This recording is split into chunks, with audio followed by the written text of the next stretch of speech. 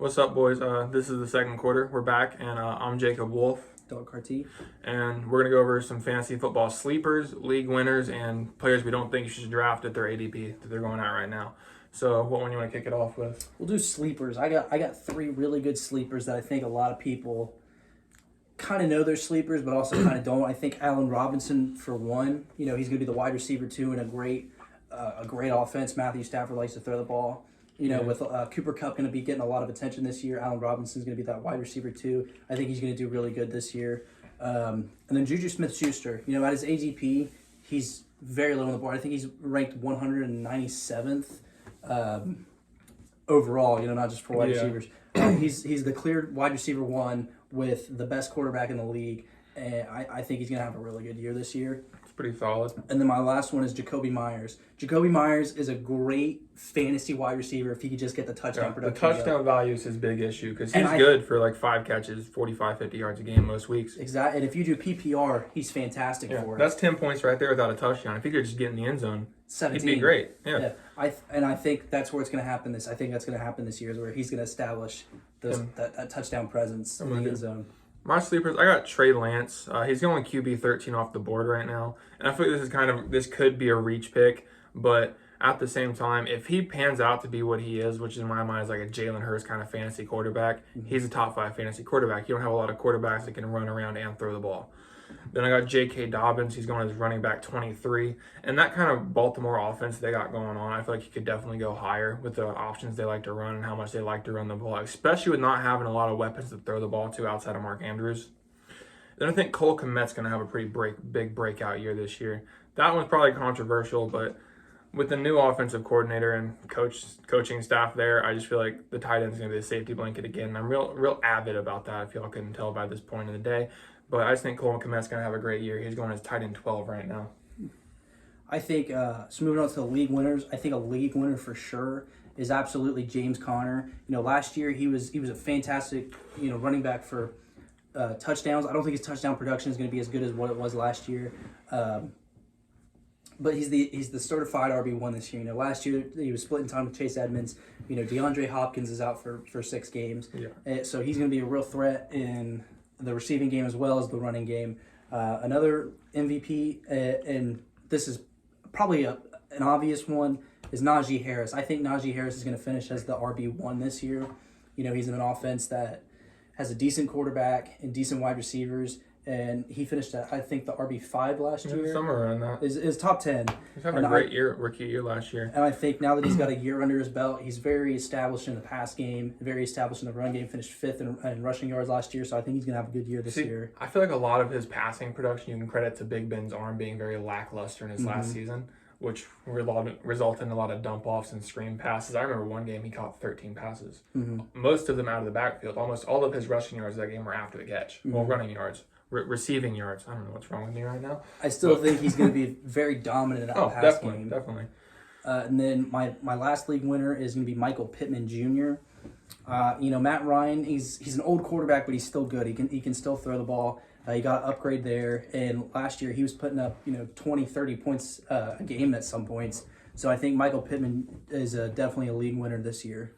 It's definitely a fair pick. For mine, I got Brandon Cooks. He's going at wide receiver 23, but I definitely feel like he should go higher than that. He's undisputedly the number one weapon on that Texans offense. Even if you count running backs, there's no one's going to get more touches than him, in my opinion. I just feel like the production he can give you, especially coming that late, is just great value for where you're picking at. Then I got Ramondre Stevenson. He was the Patriots' backup running back last year. He's going at RB36. Him and Harris are actually on like 35, 36 together. But I feel like Stevenson he might not get a bulk of touches, but if they are inside like the 5-yard line, he's coming into the game as the running back because he's just a bigger, more powerful back, in my opinion, than Damian Harris is. And then I got Dallas Goedert. He's going at tight end number 8 right now, and I just feel like outside of A.J. Brown, they don't really have a huge red zone target to throw jump balls to. Like, A.J. Brown could definitely pull it in, but that's not what Devontae Smith's about. And Miles Sanders had next to no production rushing last year, so I feel like they're definitely going to try and go pass heavy and, run with their quarterback, not really give the ball to running backs that much. So I just feel like Goddard could have a pretty big year.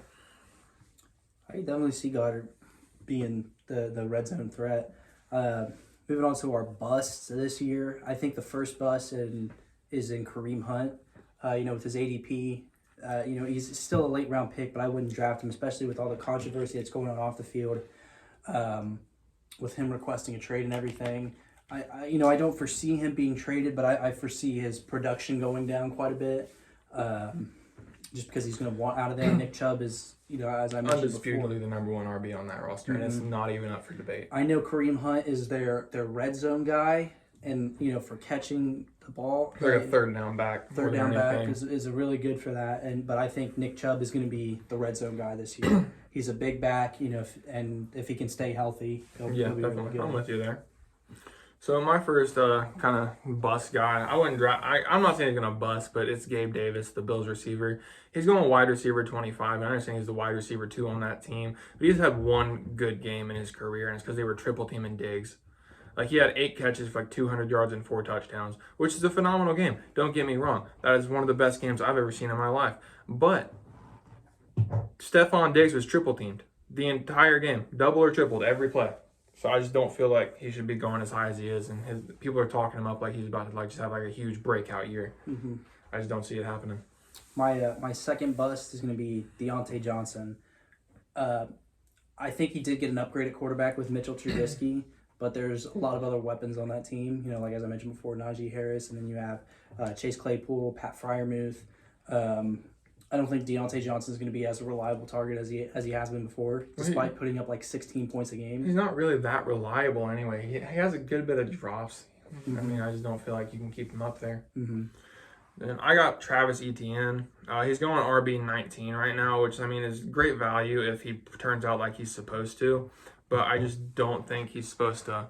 Well, he's going to have the year he's expected to, because he's still not their primary running back. He's like a Kareem Hunt, but he is better than James Robinson, but I don't see him getting a lot of red zone carries, which is really where the value is going to come from in a running back. And then my final bust, I think, is Kyle Pitts, tight end number 3, in a very poor offense. Drake London is there, Cordero Patterson's there, but it's a very poor offense. Marcus Mariota is your starting quarterback. I don't think Kyle Pitts is going to finish as the tight end number 3.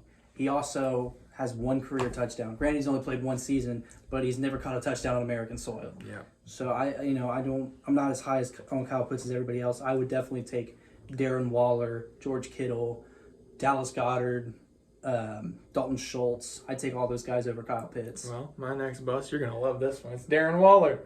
He makes a surprise appearance at tight end 5. I don't doubt that Darren Waller's not gonna have the season he had last year. I think he'll be better than Kyle Pitts this year. That's a surprise appearance from Darren Waller, though. Tight end 5. He's not the top red zone target on that team anymore. They're gonna throw their jump balls to Devontae Adams. Most of his yards are gonna come on just when he's going to be the third read on a lot of plays with the way Renfro runs routes, and Devontae Smith Adams is just Devontae Adams. Mm-hmm. He's going to get jump balls. Renfro's going to get his because the way he gets open all the time on the type of routes he runs.